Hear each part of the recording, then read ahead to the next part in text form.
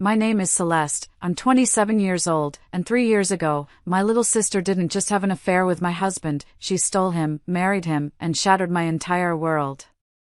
Before I tell you how she came crawling back to my parents' front door, begging for a rescue that would force our family into an explosive final confrontation, let me know where you're watching from in the comments. It all started on a Tuesday. I remember the late afternoon sun was streaming through my apartment window in Denver, casting long shadows across the floor. I was holding a cup of lukewarm tea, just staring out at the mountains, feeling quiet. For the first time in 3 years, the quiet didn't feel like emptiness. It felt like peace. A peace I had fought tooth and nail for. Then my phone rang. It was my mother, Patricia. I answered, expecting to hear about her garden club or the latest neighborhood gossip. But the voice on the other end wasn't my mother's.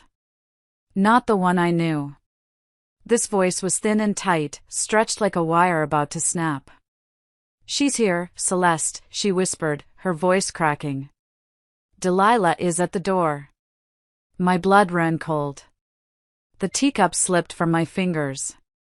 It didn't shatter, just thudded onto the thick rug, a dull, heavy sound that echoed the sudden weight in my chest. Delilah. A name I hadn't said out loud in 3 years. A name that tasted like ash in my mouth. My little sister. What does she want? I managed to ask, my own voice a stranger to my ears. She's crying, my mother stammered, and I could hear muffled sobs in the background. She has the kids with her. She says Sterling, she says he threw her out. To understand why those 7 words felt like a gunshot to my soul, you need to understand what happened 3 years ago. You need to know how my world ended, not with a bang, but with a quiet, venomous whisper. Sterling and I were the golden couple. We'd been married for 4 years, living in a beautiful little house we'd bought in the suburbs. We had the kind of love you see in movies, or so I thought. We were planning for our future, talking about kids, about growing old together. Then came the accident. A blur of screeching tires, shattered glass, and a pain so white-hot it felt like my body was being ripped apart. I survived, but barely. I spent weeks in the hospital and months in physical therapy. My body was a roadmap of scars, and my spirit was broken. That's when Delilah stepped in. My pretty, charming little sister. She was there every day, ostensibly to help.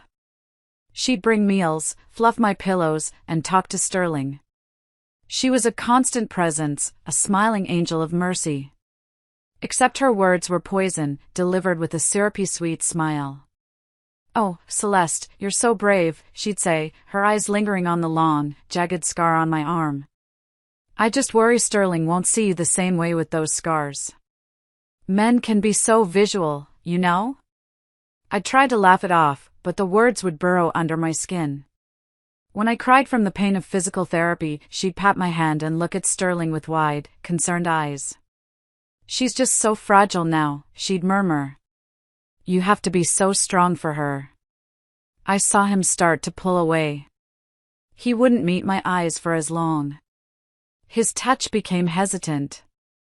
I thought it was the stress of my recovery, the medical bills, the strain on our lives. I was a fool. I didn't realize he wasn't pulling away alone, he was being pulled toward her. The final nail in the coffin came on a night I was feeling particularly low. Sterling had said he was going to the store. Delilah was supposed to have left an hour ago. But the house was too quiet. A cold dread, a sickening intuition, washed over me. I limped out of our bedroom and down the hall toward the kitchen. I could hear their voices, low and intimate. I stopped, my body pressed against the cool wall, my heart hammering against my ribs. And then I heard her voice, clear as a bell, dripping with false concern. "She's just not the same strong woman you married anymore, Sterling. It's okay to admit that." I felt the air leave my lungs. Every doubt, every little pang of suspicion I'd pushed down, it all came rushing to the surface and solidified into a terrible, undeniable truth. My hand was on the doorframe, my knuckles white. I was ready to swing it open, ready to confront them, to scream, to shatter that perfect, treacherous little scene. My mouth opened to form her name. I didn't swing the door open. My hand froze on the frame, my body turning to ice. Confront them? What would I even say? In that moment, all I could do was listen to the poison seeping under the door. I heard Sterling's low murmur, the sound of him trying to soothe her. It was a tone he hadn't used with me in months. It was the sound of intimacy, of secrets. It was the sound of my marriage dying. I backed away from the door, silent as a ghost, and retreated to the bedroom. I didn't know how long I sat there in the dark, just staring at the wall, my mind a blank, roaring void. An hour? 2. It felt like a lifetime. Eventually, I heard the front door close softly. She was gone. A few minutes later, Sterling came into the bedroom. He flicked on the light and flinched when he saw me sitting on the edge of the bed. Celeste! You scared me. I thought you were asleep. Where were you, Sterling? I asked. My voice was flat, devoid of all emotion. I told you, I went to the store, he said, holding up a small plastic bag with a carton of milk in it. The prop. The alibi. No, I said, my eyes locking onto his. For the first time, I wasn't just looking at my husband. I was looking at a stranger. Where were you really? He had the decency to look away. He started fumbling with the bag, putting the milk on his bedside table as if that were a normal thing to do. He was stalling, his mind racing for a lie that would hold up. But I wasn't the fragile, broken woman from the hospital bed anymore. The pain, the months of being gaslit and manipulated, it had forged something hard and sharp inside of me. I heard you, I said quietly. I heard Delilah. His whole body went rigid. The color drained from his face. What are you talking about? She was just checking in. Making sure I was holding up okay. Holding up? I repeated the words, a bitter laugh escaping my lips. It sounded like a dog's bark. Holding up from what, Sterling? The terrible burden of having a wife who survived a car crash? The sheer exhaustion of having to live with someone who has scars? That's not fair, Celeste, he stammered, his eyes darting around the room, anywhere but at me. Don't you dare talk to me about what's fair, I said, my voice rising, gaining a strength I didn't know I had. I know what she's been doing. I know what she's been saying. 4 months. Little comments, here and there. About how I'm not the same. About how I'm damaged. I stood up, and he took an involuntary step back. I thought I was going crazy, I continued, my voice trembling now with a rage that was finally boiling over. I thought the pain medication was making me paranoid. I thought my own trauma was twisting her words, turning her concern into something ugly. But it wasn't me, was it? It was her. And it was you. You let her. You listened. I walked over to him until I was standing right in front of him, forcing him to look at me. I pointed to the long, pale scar that ran down my forearm. She told me you wouldn't be able to look at this, that it would disgust you. Is that true, Sterling? Does this disgust you? He couldn't speak. He just stared at the scar, his face a mask of guilt. Does it disgust you as much as the sight of you and my sister whispering in the kitchen disgusts me? A tear finally rolled down his cheek. Pathetic. It wasn't a tear of remorse. It was a tear of being caught. Celeste, it's not what you think. Then what is it? I pressed. Tell me. Explain to me how my own sister telling my husband that I'm not the woman he married anymore isn't exactly what I think it is. Explain to me how that's just her checking in. He finally crumbled. He sank onto the bed and put his head in his hands. His shoulders shook, but the sobs were silent. He wasn't crying for me. He was crying for himself. It just happened, he mumbled into his hands. After the accident, you were so distant. So in pain. She was just there. She understood what I was going through. It felt like a punch to the gut. The sheer, breathtaking selfishness of it. I was the one who had almost died. I was the one living with chronic pain, fighting every single day to learn how to walk properly again, to feel like myself again. And he had the audacity to make himself the victim. She understood, I repeated numbly. And I didn't. He looked up at me, his eyes red and pleading. It's not like that. We haven't, nothing physical has happened. It was the oldest lie in the book. The last refuge of a cheater trying to minimize the damage. But it didn't matter. The physical part was almost irrelevant. The betrayal was complete. He had taken his vows to me, his promise to love me in sickness and in health, and he had handed them over to my sister because she was easier. Because she wasn't scarred. I want to believe you, Sterling, I said, and the lie tasted foul on my tongue. I really do. He saw a glimmer of hope. He started to stand up, to reach for me. We can fix this, Celeste. I'll tell her to stay away. We can go to counseling. We can. But first, I interrupted, my voice turning to steel, I want to see your phone. The hope in his eyes died instantly. It was replaced by pure, unadulterated panic. What? Why? That's my privacy. We are long past privacy, Sterling, I said, holding out my hand. Give me the phone. He stared at my outstretched hand like it was a venomous snake. He knew. I knew. We both knew what I would find. The charade was over. The only thing left was to see the proof, to let the final, brutal truth burn away everything we had ever been. Give it to me, I said again, my voice deathly quiet. Now. He didn't move. He just stood there, clutching the phone to his chest like a holy relic. That was all the confirmation I needed. I didn't have to see the messages. I didn't have to read the words. His panic was the confession. So that's it, then, I said, a strange calmness washing over me. It was the calm that comes after the storm has already ripped your house from its foundations. There's nothing left to be afraid of. I turned my back on him and walked to the closet. I pulled out a suitcase, the one we'd used for our honeymoon in Hawaii. The irony was so thick it was suffocating.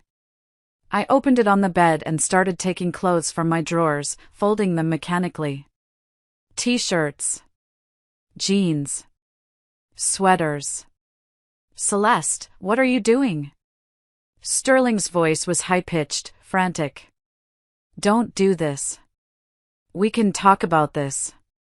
There's nothing to talk about, I said without looking at him. You did your talking in the kitchen with my sister. It seems you two have it all figured out. He rushed over and grabbed my arm. Please, just stop and listen to me. I wrenched my arm away from him. Don't touch me, I spat, and the venom in my own voice surprised me. Don't you ever touch me again. He recoiled as if I'd slapped him. And in that moment, something inside him finally broke. The lies, the excuses, they all just evaporated, leaving behind the ugly, shriveled truth. I love her, Celeste, he whispered. The words hung in the air between us, obscene and monstrous. I think I'm in love with her. There it was. Not just an affair. Not a mistake. He loved her. My sister. The words didn't just break my heart, they vaporized it. There was nothing left but a black, empty hole where it used to be. I stopped packing. I just stood there, staring at the wall, seeing nothing. He took my silence as an invitation to keep talking, to pour out his disgusting, selfish confession. It started after you came home from the hospital, he rambled, words spilling out of him now. She would stay after you fell asleep. We would just talk, for hours. She saw me, Celeste. She saw how hard it was for me. She didn't look at me with those sad, broken eyes you had. She made me feel like a man again. Not just a nurse. Every word was a fresh stab wound. He was painting me as the villain of his story. My pain was an inconvenience. My trauma was a burden. My very existence was the reason he had sought comfort in the arms of my sister. I finally turned to look at him. I looked him up and down, from his tear-stained face to his trembling hands, and I felt nothing. No love. No hate. Just a profound, chilling emptiness. The man I had married was gone. Maybe he had never existed at all. "Get out," I said. "What?" "Get out of this room," I repeated, my voice hard as flint. "I have to pack. And I don't want to look at you for one more second." He opened his mouth to argue, saw the look on my face, and shut it again. He backed out of the room, closing the door softly behind him, leaving me alone with the ruins of my life. And then I broke. The sobs came from a place so deep inside me I didn't recognize it.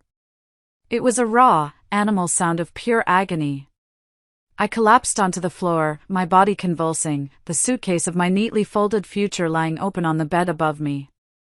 I cried for my broken body, for my broken heart, for the sister I had loved and the husband I had trusted.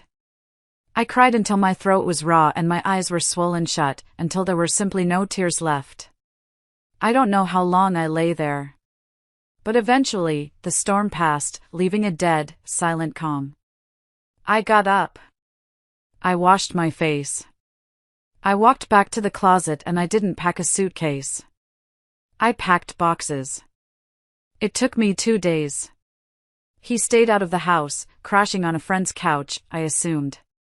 He sent me pathetic, pleading text messages which I deleted without reading. My parents called.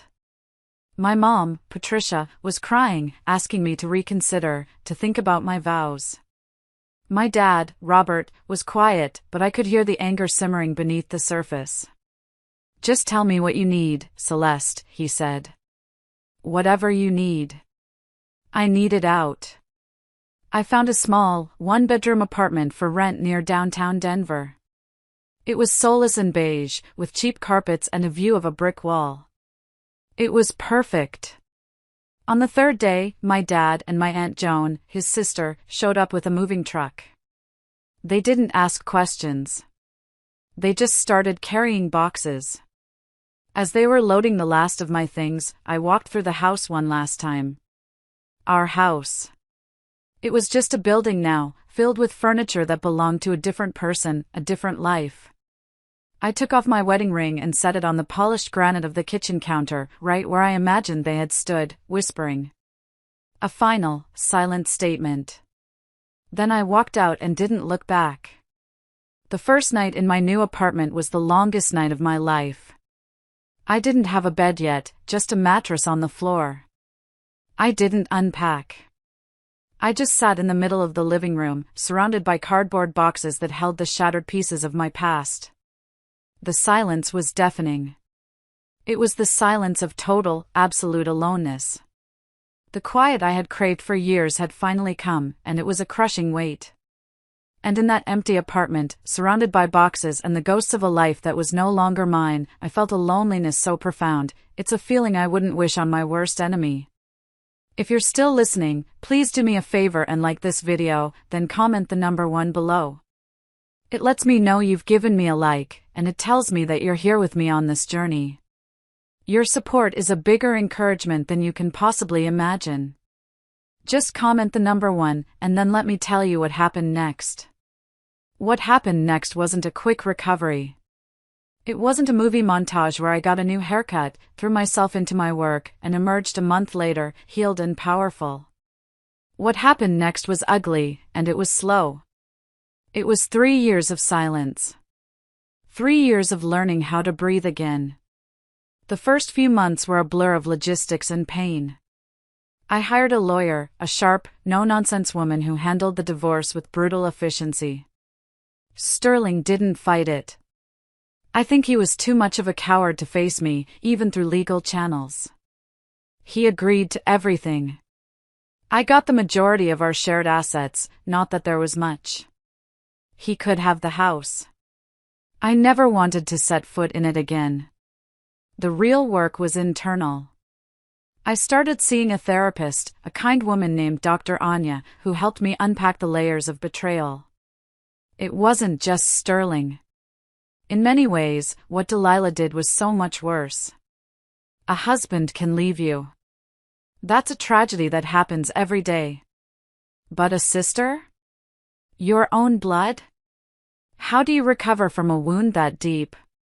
My dad and Aunt Joan were my rocks. Dad would show up at my apartment every Saturday morning with coffee and donuts, and he'd just sit with me. He didn't push me to talk. He just provided a steady, quiet presence that told me I wasn't alone. Aunt Joan was the opposite. She was fire and fury. He's a spineless worm, and she's a viper, she'd say over our weekly dinners. Good riddance to both of them. You're better off, Celeste, even if it doesn't feel like it now. Her anger felt good. It was validating. It made me feel like I wasn't crazy for feeling so enraged.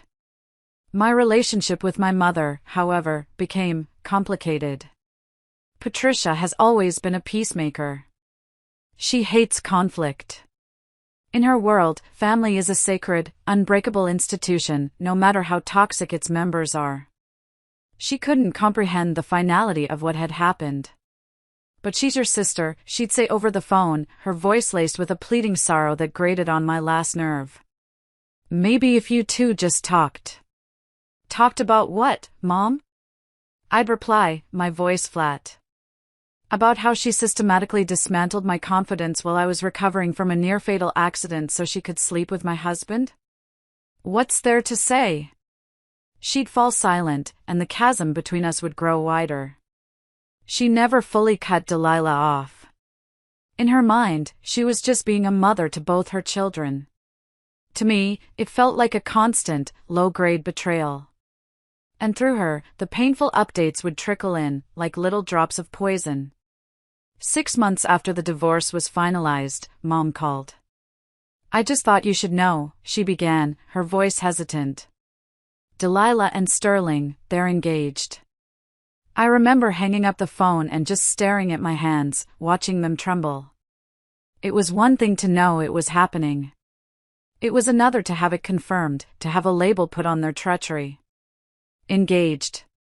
A word meant for love and promise, now tainted and grotesque. A year after that, it was the wedding. Mom didn't go, thank God. Even she couldn't cross that line. But Delilah sent her a whole album of professional photos. And one day, when I was visiting my parents, I saw it, sitting on the coffee table. My mother had accidentally left it out. I saw her, my sister, in a white dress, smiling up at my ex-husband. They were dancing, cutting a cake, surrounded by his family and her friends. They had stolen my life and were wearing it like a costume. I walked out of my parents' house that day without saying a word, and I didn't speak to my mother for a month. Then came the babies. First, a boy. Then, a little over a year later, a girl. Each time, my mother would call me, her voice filled with the joy of being a grandmother, a joy I knew she felt was stolen from her with me. She'd talk about the babies, about their little hands and their smiles, and I would just listen, a hollow ache spreading through my chest. Those children were my nieces, my nephews. And I would never know them. They were the innocent fruit of a poisonous tree. During those years, I worked. I poured everything I had into my job as a graphic designer. I took on extra projects. I worked late. It was easier than going home to an empty apartment. I got a promotion. I started saving money, rebuilding the financial security that had been ripped out from under me. I made a few friends. I even went on a couple of dates, though they never went anywhere. It was hard to trust again. It was hard to believe that anyone could be what they seemed. The topic of my parents' will and the family inheritance came up once. My dad, ever the pragmatist, wanted to get things in order. He sat me down and told me he was restructuring it, ensuring my share was protected in a trust, separate from anything else. "It's just business, Celeste," he said, but I knew what he meant. He was building a firewall. He was protecting me from her, even in death. Slowly, painfully, I built a new life. The grief was still there, but it wasn't a roaring inferno anymore. It was more like embers that would occasionally flare up on a bad day. I had my apartment, my job, my small circle of people I trusted. I had my peace. A fragile peace, built on a foundation of carefully constructed walls. And for 3 years, that's how it was. A silent, steady truce with my past. Until that Tuesday. Until the phone call that brought the ghost back to my parents' door. I grabbed my keys, my hands shaking so badly I could barely fit the key into the ignition of my car. My heart was a frantic drum against my ribs. Peace. What a joke! 3 years of work, of therapy, of carefully rebuilding my life, and it could all be undone by a single phone call. The drive to my parents' house in the suburbs was a 20-minute blur of traffic lights and rising panic. What was I going to do? What was I going to say? Part of me wanted to turn the car around and just go home, lock the door, and pretend none of this was happening. But I couldn't. This wasn't just about Delilah anymore. This was about my parents. This was about that fragile peace I had built, and I knew, with a certainty that chilled me to the bone, that if I didn't fight for it now, I would lose it forever. I pulled up to the house, the same house I had grown up in, and it looked alien to me. I took a deep breath, got out of the car, and walked to the front door. It was slightly ajar. I pushed it open and stepped inside. And there she was. Delilah was sitting on my mother's floral sofa, the one she'd had for 30 years. She was curled up, looking small and pathetic, a tissue clutched in her hand. Her perfect blonde hair was a mess, her makeup was smeared down her cheeks, and her designer clothes were rumpled. 2 small children, a boy of about 2 and a baby girl in a car seat, were on the floor beside her. She was putting on the performance of a lifetime. My mother was hovering over her, patting her shoulder, her face a mess of pity and distress.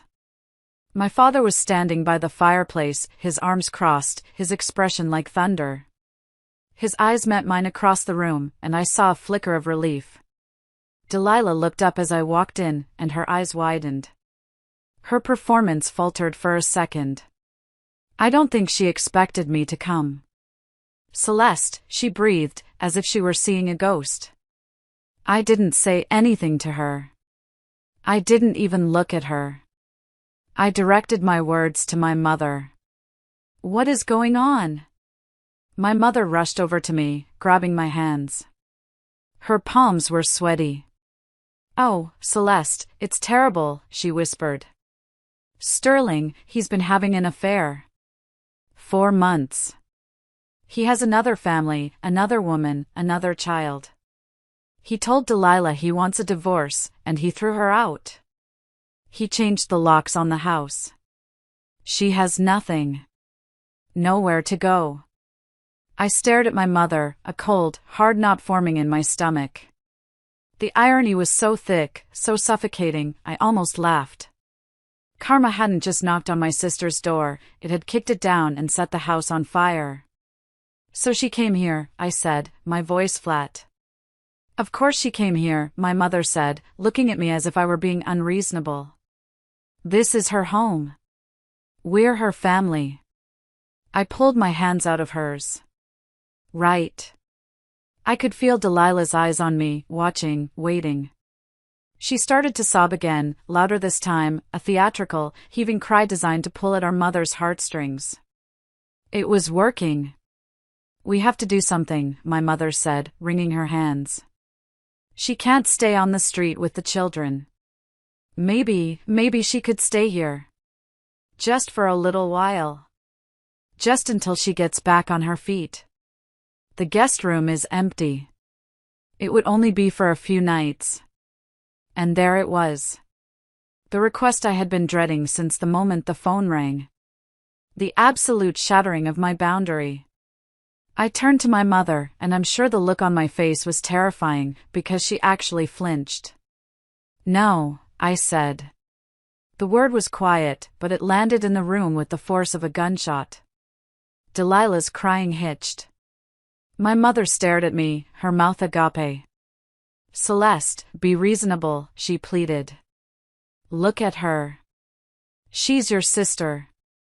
"She stopped being my sister 3 years ago," I said, my voice dangerously low. "She stopped being my sister the day she decided to sleep with my husband while I was recovering from a car accident that almost killed me." "That was a long time ago," my mother said weakly. "People make mistakes." "A mistake is forgetting to pick up milk from the store," I shot back, my voice rising. "A mistake is not systematically destroying your sister's life and then marrying the man who helped you do it. That's not a mistake, Mom.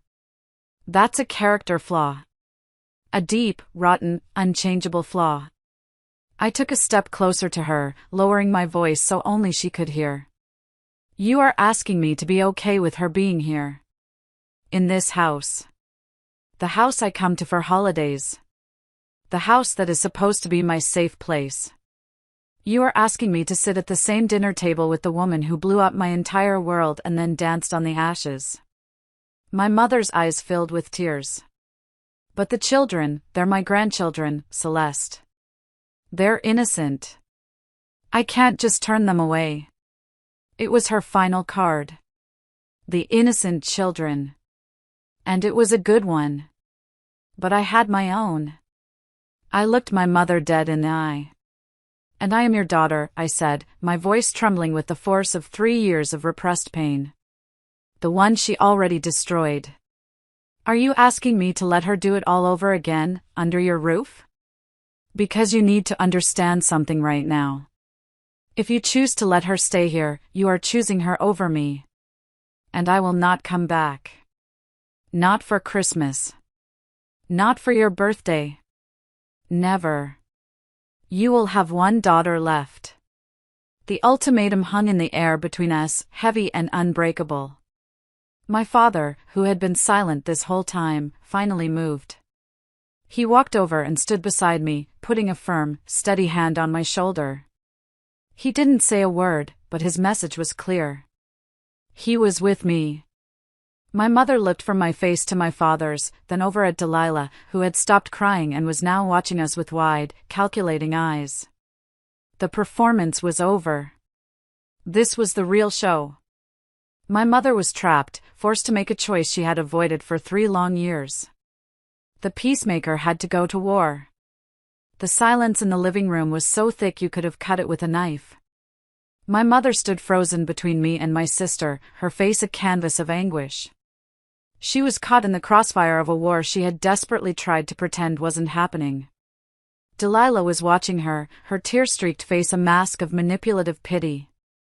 My father's hand was a warm, heavy weight on my shoulder, a silent anchor in the storm. And then, the front door opened again. "I brought lasagna," a voice boomed from the entryway. I figured nobody would feel like cooking. It was my Aunt Joan. She walked into the living room, a large casserole dish in her hands, a cheerful smile on her face. Then she stopped dead. She took in the scene in one sweeping glance, me and my dad, a united front of stone, my mother, looking like she was about to shatter, and Delilah, curled on the couch with 2 children at her feet. Aunt Joan's smile vanished. She set the lasagna down on the entryway table with a firm thud. She was a tall woman, my aunt, with sharp eyes and a sharper tongue. She had never been fooled by Delilah, not for a second. Well, she said, her voice dripping with an irony so cold it could freeze fire. "Look what the cat dragged in. And I see it brought its baggage." Delilah flinched as if she'd been struck. "Aunt Joan," she began, her voice trembling, ready to launch back into her victim narrative. "Don't you Aunt Joan me," my aunt snapped, walking further into the room and planting her hands on her hips. "I heard what happened. Your little fairy tale imploded. Shocker. Anyone with 2 brain cells to rub together could have told you that a man who cheats with you will cheat on you. It's not rocket science. That's not fair, Delilah whimpered. You don't know the whole story. Oh, I know the story, Aunt Joan shot back, her voice ringing with righteous anger. I know the story of a young woman who was lying in a hospital bed, fighting for her life, while her own sister was in her kitchen, cozying up to her husband. I know the story of a girl who danced at her wedding on the ashes of her sister's marriage. So you can save the tears, Delilah. The waterworks are wasted on me. She turned her sharp gaze on my mother. And you, Patricia. Don't tell me you were actually considering letting her stay here. My mother wrung her hands. Joan, the children. The children are innocent, yes, Aunt Joan conceded, her voice softening for a fraction of a second as she glanced at the little boy staring at them with wide, confused eyes. And their situation is tragic. But their mother's poor choices are not Celeste's burden to bear. Not anymore. This girl, she said, pointing a finger at me, has spent 3 years putting herself back together piece by piece from the wreckage you two, she jabbed her finger towards Delilah, left behind. And you are not going to let her walk in here and tear it all down again. Not on my watch. Aunt Joan's fury was like a cleansing fire. It burned away all the pity and the obligation and the guilt, leaving only the cold, hard truth. She was saying everything I had felt but couldn't articulate, everything my father felt but was too quiet to say. Her words gave him the final push he needed. My dad, Robert, finally spoke, and his voice, though quiet, commanded the room. Joan is right, he said, his hand squeezing my shoulder. He stepped forward, addressing not just Delilah, but all of us. He was no longer a passive observer. He was the head of this family, and he was taking control. Delilah, he said, his voice firm but not unkind. What Sterling did to you is terrible. And you are here with your children, and you need help. We will not turn our backs on you completely. I felt a jolt of panic, but my dad held his hand up slightly, signaling for me to wait. But you cannot stay here, he said, his words absolute and final. It is not fair to Celeste, and it is not healthy for this family. Your presence in this house is a wound we are not going to reopen. He took a deep breath. Here is what we are going to do. Your mother and I will help you find a small, furnished apartment to rent. We will pay the security deposit and the first month's rent. We will also pay for 1 month of childcare so you have time to find a job.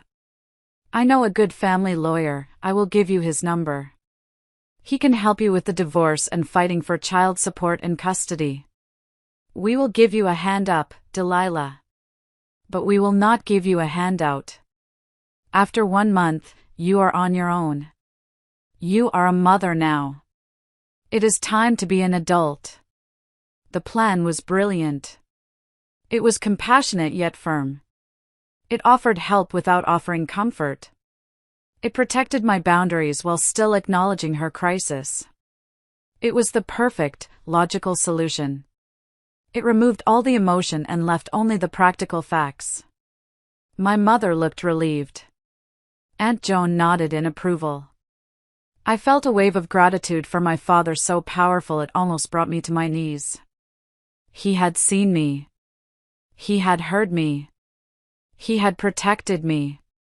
We all looked at Delilah. The stage was set. Her audience was waiting.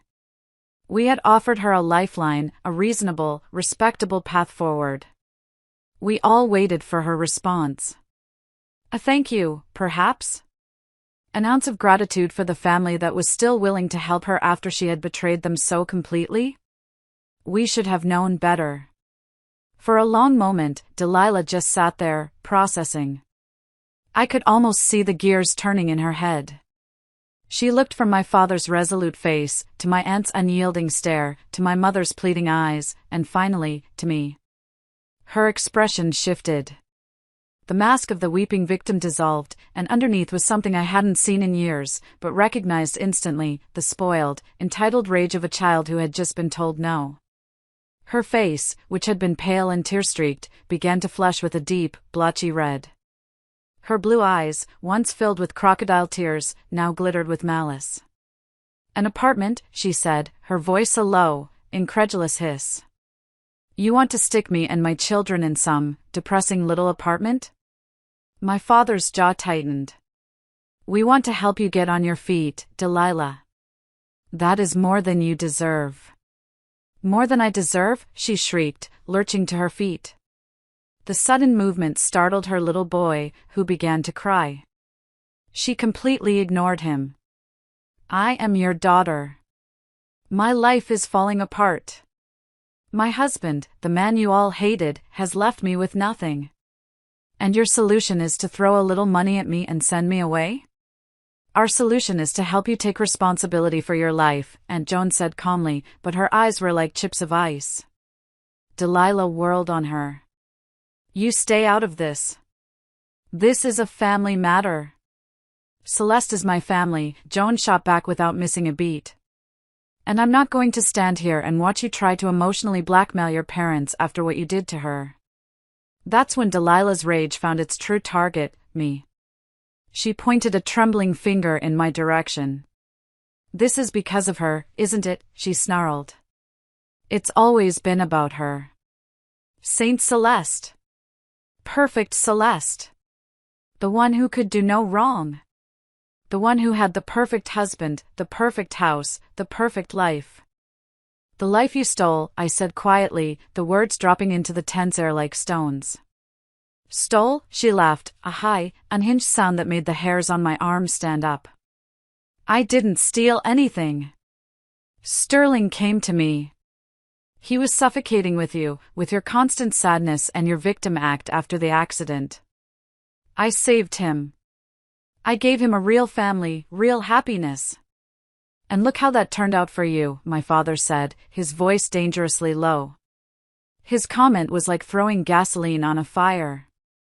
She rounded on him. "This is your fault too. You were always so much harder on me. You always preferred her. You paid for her entire college education, but when I needed help, you told me to get a job. We paid for Celeste's college because she got a scholarship that covered half of it," my dad said, his voice shaking with restrained anger. "We offered you the same deal. You chose to drop out after one semester to go backpacking in Europe with your boyfriend. Do not try to rewrite history." Her face contorted, realizing her attack wasn't working.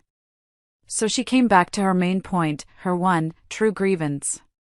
That she was the victim, and I was the obstacle. "I can't believe this," she said, shaking her head as if we were all insane.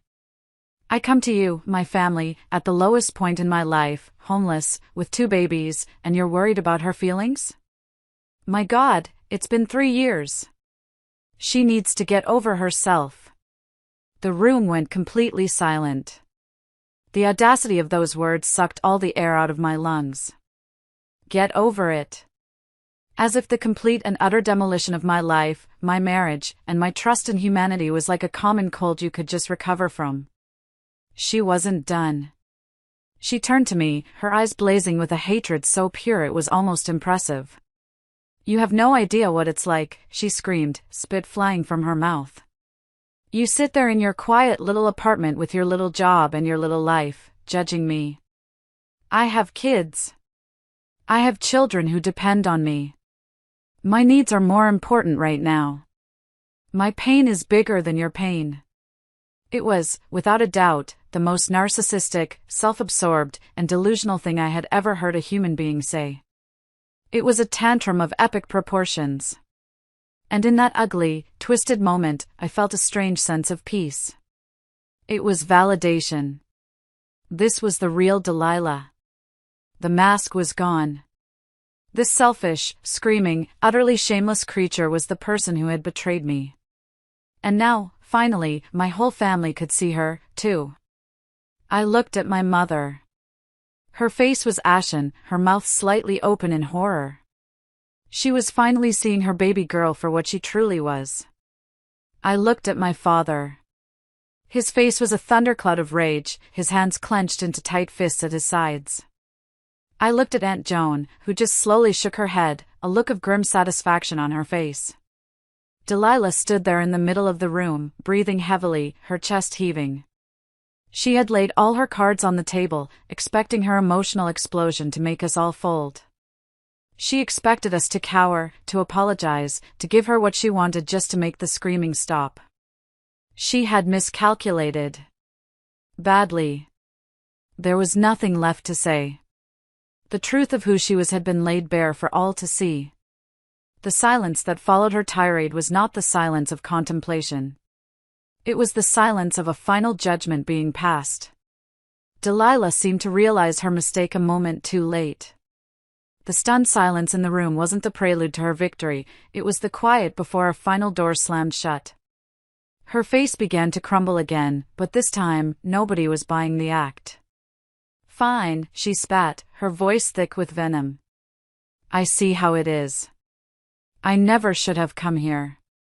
I should have known you would all choose her." She snatched her purse off the floor, grabbed her crying toddler by the arm with a little too much force, and clumsily scooped the car seat holding the baby into her other arm. She didn't look at any of us as she stormed out of the house, slamming the front door so hard that a picture frame on the wall rattled. We were left in the echoing silence, the ugly residue of her tantrum hanging in the air like toxic smoke. My mother finally sank onto the couch and started to cry, but these were different tears. They weren't tears of pity for Delilah, they were tears of disillusionment and grief for the daughter she thought she knew. My father walked over to the window and watched Delilah load the kids into her car and speed away. He stood there for a long time, his back to us, his shoulders slumped. "Well," Aunt Joan said, breaking the silence as she picked up the now-cold lasagna. "I'm going to heat this up. We all need to eat." It was her practical way of dealing with a crisis. Life goes on, even after a hurricane. The next few days were quiet. My parents were in a state of shock. We didn't talk about what happened. We didn't have to.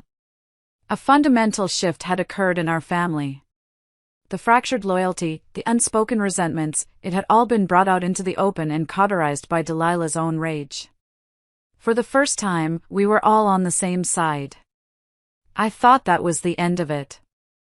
I thought Delilah would find some other friend to manipulate, some other resource to drain. I thought we had finally, blessedly, achieved peace. I was wrong. This wasn't the end. It was just the opening salvo in her new war. A week later, I got another frantic call from my mother. She was hysterical. "Celeste, you have to come over," she sobbed into the phone. "You won't believe it. They're here." "Who's here, Mom?" "Calm down," I said, my own heart starting to pound.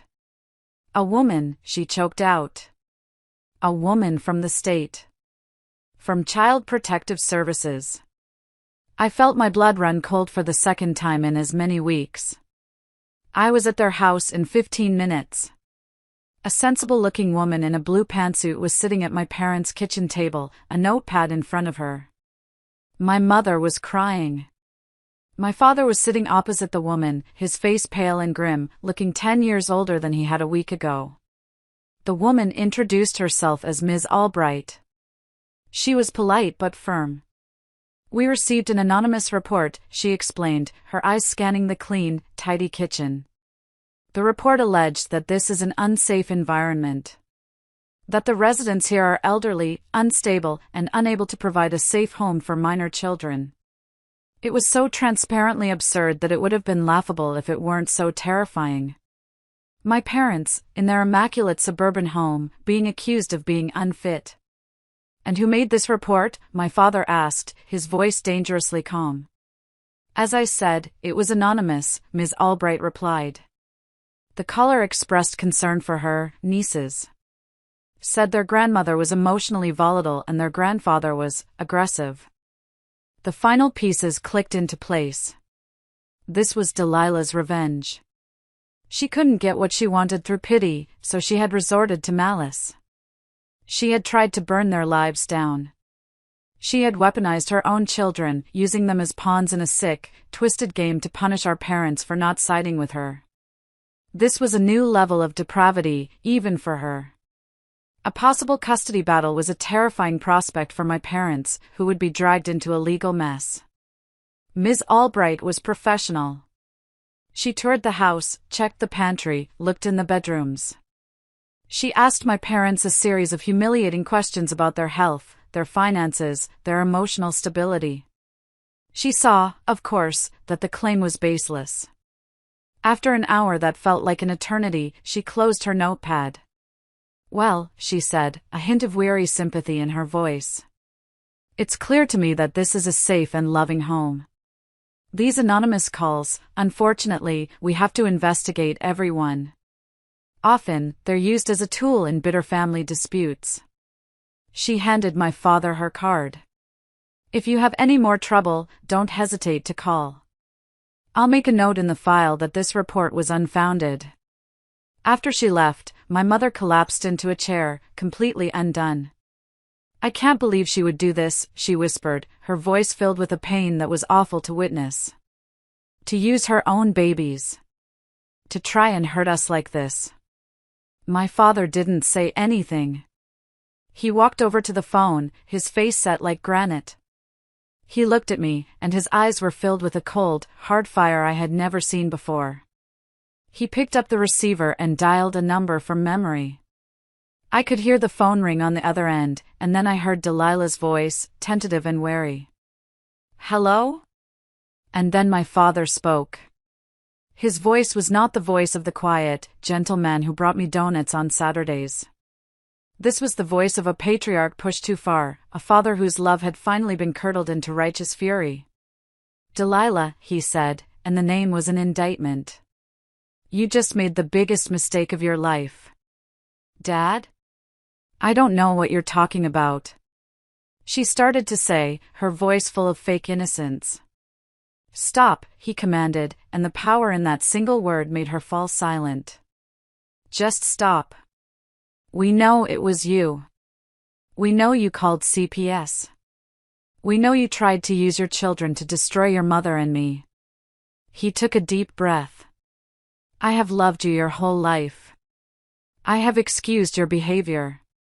I have enabled your selfishness. I have hoped that one day you would grow up. I was wrong."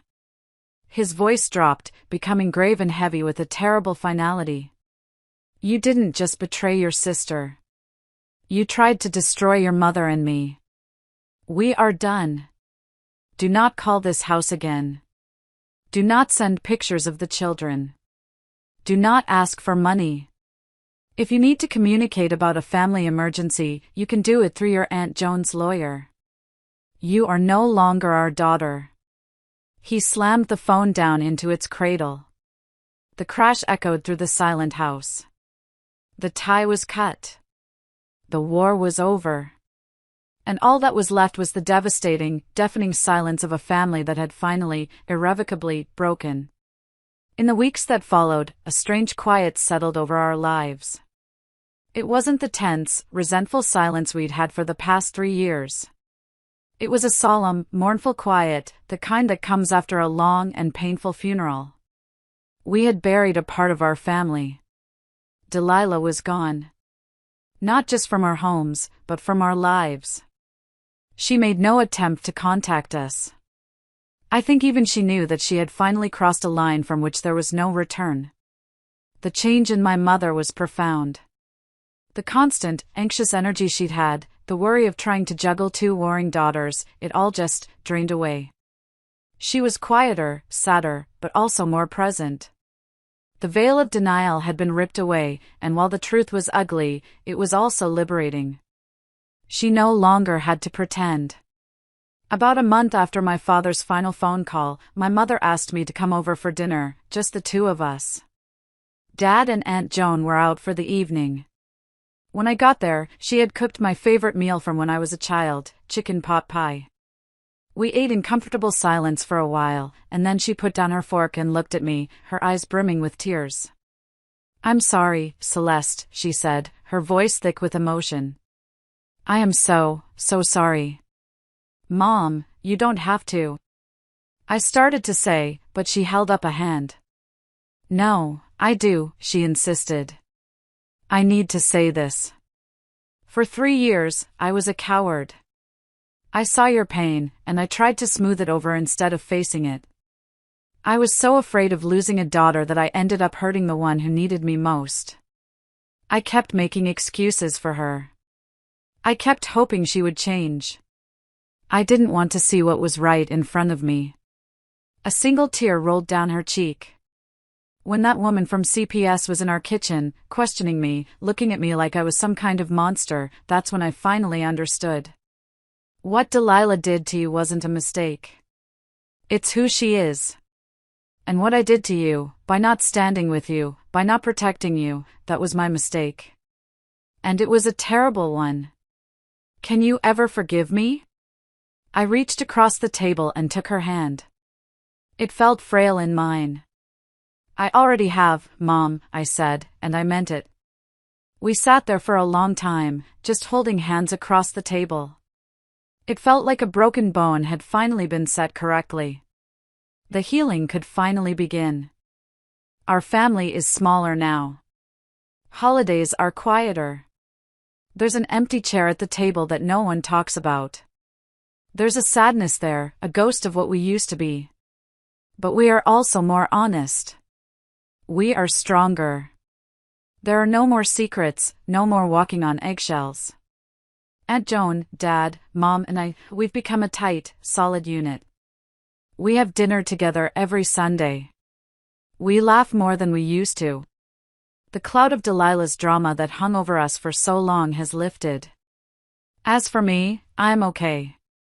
More than okay. I'm good. The peace I have now isn't the fragile, brittle peace I had before. It's a deep, resilient peace, forged in fire and earned through pain. I still have my scars, both inside and out. They are a part of my story, a reminder of what I survived. But they don't define me anymore. I'm still at the same company, but my promotion has led to more creative, fulfilling work. I've started dating someone, a kind, funny man who knows my story and isn't afraid of it. It's slow, and it's new, but it feels hopeful. Sometimes, late at night, I think about Delilah and her children. I wonder if she ever feels a flicker of remorse. I wonder if those innocent kids will ever know the truth of what she did, of the family she threw away. I hope they're okay. But I have accepted that their life, their story, is no longer a part of mine. My father's final phone call wasn't just an act of anger, it was an act of liberation. He freed us all. This morning, I was sitting on the small balcony of my apartment, a cup of hot coffee in my hands, watching the sun rise over the Rocky Mountains. The air was crisp and clean. The sky was a brilliant, cloudless blue. And for the first time in what feels like a lifetime, I took a deep breath, and it didn't hurt. I just felt free. Thank you so much for listening to my story. It means the world to me to be able to share it. If any part of this resonated with you, I'd love to hear about it. What's one piece of advice you would give to someone learning to set boundaries with a difficult family member? Let me know in the comments. And if you'd like to hear more stories like this, please remember to like this video and subscribe to the channel. Thank you for being here with me.